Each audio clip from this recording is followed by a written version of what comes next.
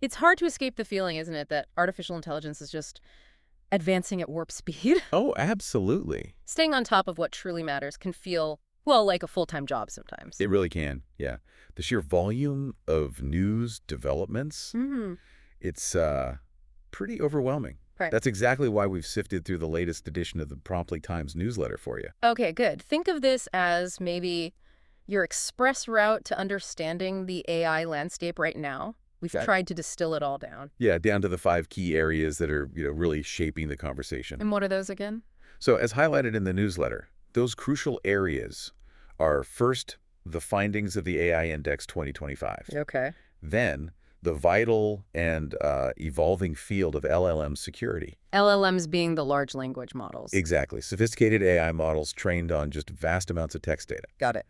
Then, Meta's proactive release of open-source AI security tools, which is interesting. Uh-huh.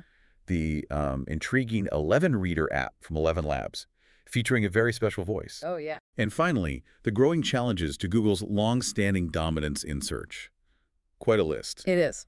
So our goal today is basically to unpack these pivotal AI developments, make them clear, but also hopefully genuinely engaging, ready to dive in. Absolutely. Let's kick things off with the AI Index 2025. This report really stands out, provides a crucial overview of the field. Okay, let's unpack this. What exactly is the AI index? Why should it be on our radar? Well, imagine it as an annual data-driven checkup on the state of AI. It's compiled by the Stanford Institute for Human-Centered Artificial Intelligence, HAI. Okay, Stanford HAI. And it really focuses on delivering credible, independent data, looking at AI's impact across research, development, adoption, Right. even ethical considerations. It's meant as a factual resource for policymakers, businesses, really anyone trying to grasp the bigger picture. So less hype, more data. What were some of the most significant insights from this latest 2025 report? Well, several findings really jump out. Firstly, the report points out that back in 2024, AI actually played a role in research that went on to win Nobel Prizes Wow. in both physics and chemistry. Seriously, Nobel Prizes. Yeah. That's a really tangible demonstration, isn't it? Yeah. AI moving beyond just theory and contributing to fundamental scientific discovery. From algorithms to Nobel recognition. That's a pretty significant step. What else did the index highlight? Another key observation, and this one's interesting, is that the traditional Turing test. The one about conversations with machines. Exactly. Long considered the benchmark for machine intelligence. Yeah. Based on whether a machine's conversation is indistinguishable from a human's. Well, it's now largely considered obsolete. Obsolete. What? Because of the capabilities of modern large language models. These LLMs can often convincingly pass the test. Which then raises the question, doesn't it? How should we even evaluate machine intelligence going forward? Are we looking for human-like chat? Or are there other, maybe more relevant metrics now? That really makes you think. It's like the old yardstick just isn't useful anymore. The goalposts have moved. Precisely. The index also provides new data on how corporations are approaching responsible AI practices. This is important. Like what specifically? It includes metrics on adopting bias audits, using tools to understand how AI models make decisions, that's interpretability, and red teaming exercises to proactively find vulnerabilities. It suggests, a growing emphasis on deploying these things responsibly. That's definitely a positive sign. Were there any interesting economic trends mentioned? Yes, and this has potentially huge implications. The report introduces data showing that the cost of inference, Inference being. that's the computational cost you incur each time a trained AI model is actually used. Ah, okay. Not the training, but the using. Right. And that cost is emerging as a major constraint, a bottleneck, in the widespread deployment of AI applications. Interesting. The economic focus seems to be shifting a bit away from the, frankly, immense resources needed for training the models towards the ongoing expenses of just running them at scale. So could that shift, I wonder? Could it maybe democratize AI deployment? Or maybe the opposite, concentrate power with those who can afford the running costs? That's the million-dollar question, isn't it? It's not just about the initial investment anymore. It's about the long-term cost of making it actually work for people day in, day out. Exactly. And finally, the AI Index 2025 underscores the rapidly expanding daily interaction between the public and AI. It's everywhere now. You mean like chatbots and image generators? Yeah, millions are now using AI in various aspects of their lives. Hmm. Professional tasks, creative stuff, social interactions. The report tracks this increasing engagement and, crucially, the evolving public perception of AI. It sounds like the AI index offers a much-needed sort of grounded perspective, especially in a field often dominated by hype. Precisely. It gives us the empirical evidence we need to understand the real trajectory of AI and hopefully make more informed decisions. It really acts as that vital compass, as the newsletter nicely put it. Okay, a vital compass. I like that.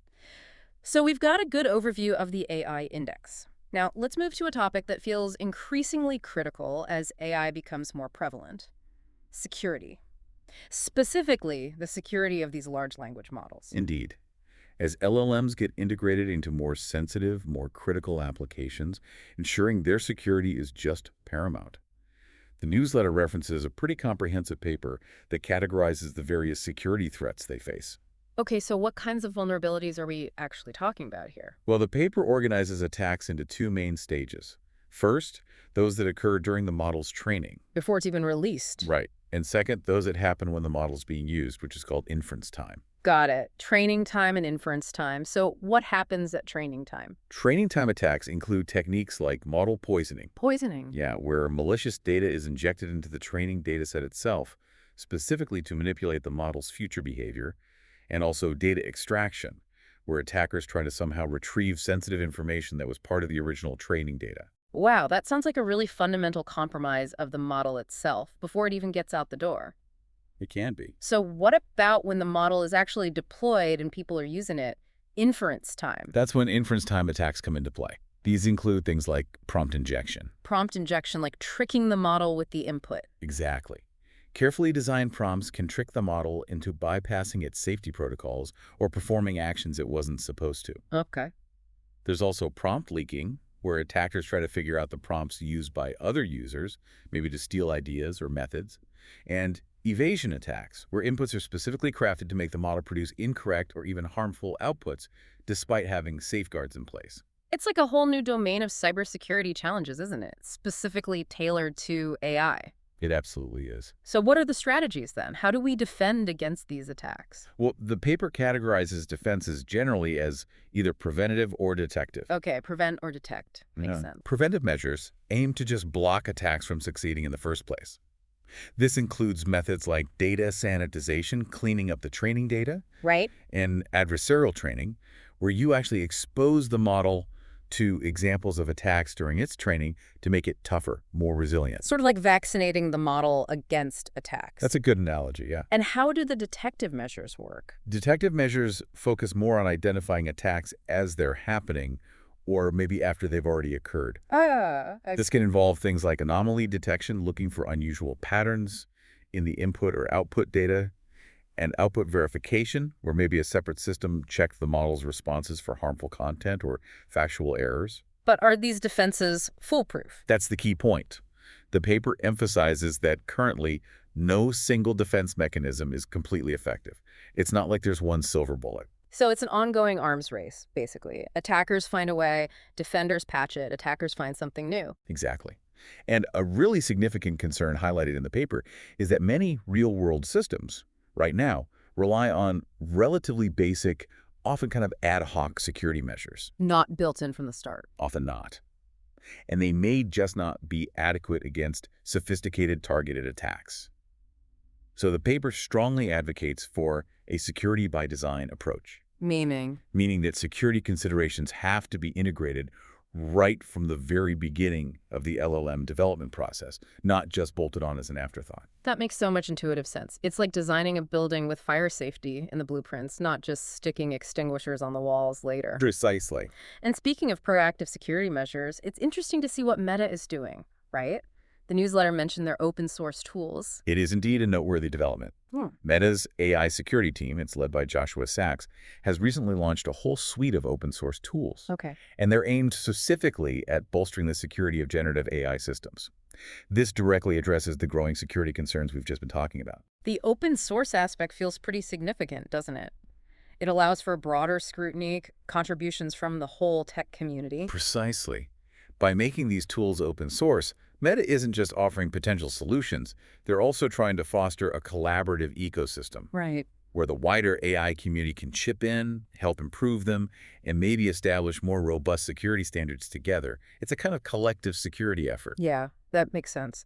So what are some of the specific tools that Meta has put out there? Well, one key tool is called Llama Firewall. Llama Firewall. Okay. It's designed as a security framework to help prevent things like prompt injection attacks, model misalignment issues where the AI goes off script, and also the generation of insecure code. Mhm. It acts as an initial layer of defense. Sounds like a pretty crucial component. What else is in their security toolkit? They've also introduced something called Auto Patch Bench. Auto patch bet. Yeah, it provides a set of benchmarks designed to help automatically identify and even fix security vulnerabilities in AI models. Think of it like an automated testing and patching system for AI. Huh, automated patching. Interesting. And additionally, they've released the Sensitive Document Classification Framework. This actually leverages LLMs themselves. Using AI to secure AI. Exactly. To help identify and prevent the accidental leakage or exfiltration of sensitive data. That's a clever approach, using the technology to defend itself. Indeed. They've also released an enhanced version of their prompt injection detection tool. It's called PromptGuard V2. Version 2. Okay. And that's now integrated directly into Llama Firewall for, more comprehensive protection. And Code Shield, Code Shield. another tool. This one can block the output of insecure code from LLMs in real time. That's also now part of Llama Firewall's capabilities. It really seems like Llama Firewall is becoming a central hub for their security efforts. It certainly sounds like it. Beyond these specific tools, are there any other notable security initiatives from Meta mentioned? Yes, actually. They've also formed a partnership with CrowdStrike. The cybersecurity company. That's the one, to develop something called Cybersecurity Defender Reasoning Evaluations.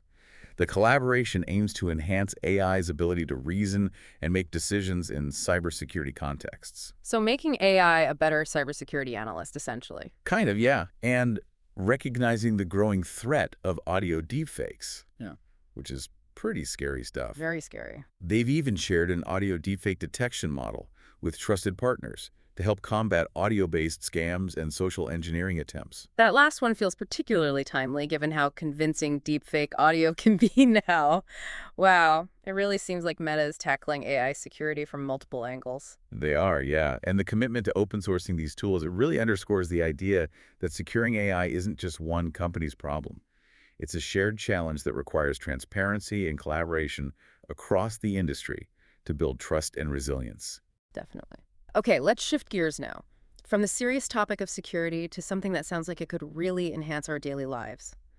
ElevenLabs' release of the ElevenReader app. And this features the voice of the renowned actor, Piotr Fronczewski. Yes, this is a really compelling example of how AI is making content more accessible and offering, frankly, new levels of personalization. ElevenReader is essentially a text-to-speech application. Okay. It can convert various forms of written content, PDFs, EPUB books, online articles, you name it, into really high-quality audio. So instead of having to read everything ourselves, we can just have it read to us in a really natural-sounding voice. Exactly. And it supports an impressive range, 32 languages. So it's a versatile tool for a pretty global user base. 32 languages, wow. But what's particularly noteworthy here is the diverse selection of AI-generated voices available, including the ability to listen in voices that sound like well-known figures, like James Dean, John Wayne. Wait, really? James Dean? That's what they offer. And specifically for Polish-speaking users, the iconic Piotr Fronczewski. Imagine listening to your favorite novel narrated by a voice you've maybe grown up with. That's a fascinating level of personalization. It could really create a deeper connection with the content, couldn't it? Is the app widely available? Yes, it's available for both iOS and Android devices, so pretty broad accessibility there. Okay. Beyond just the celebrity voice selection, which is cool, what other features does ElevenReader offer? It includes a number of pretty user-friendly features designed to enhance the listening experience. Like what?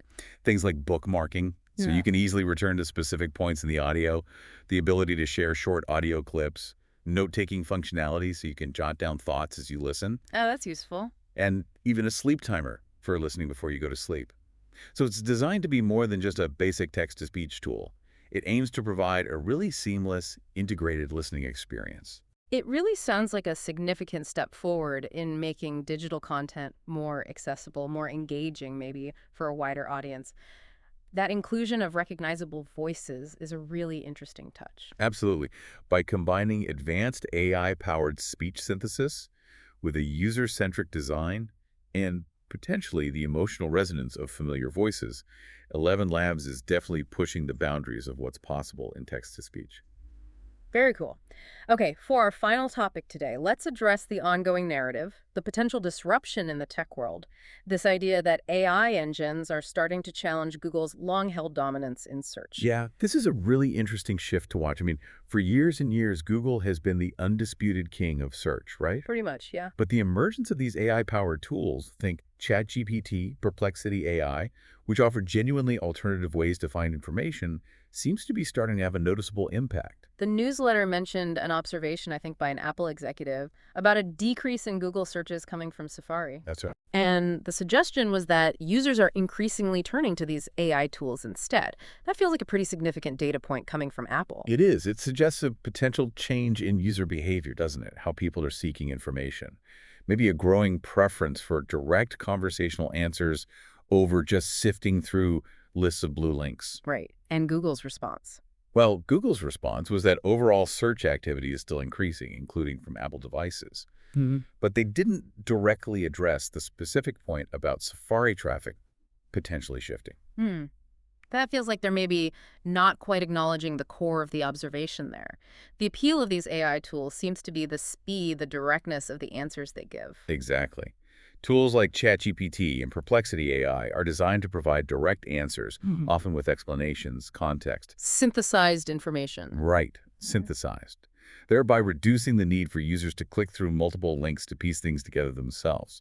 This can be particularly appealing for certain types of queries, where you just want a quick, comprehensive answer. So the efficiency and convenience are major factors driving this. But, I mean, does this really represent a genuine existential threat to Google's massive search business?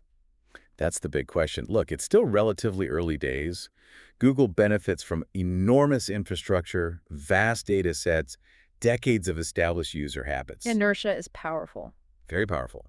However, the increasing popularity of these AI-powered alternatives does indicate a real demand for a different kind of information retrieval experience. So Google needs to adapt. I think Google's future success in this area may very well depend on its ability to effectively integrate similar AI capabilities into its own search engine.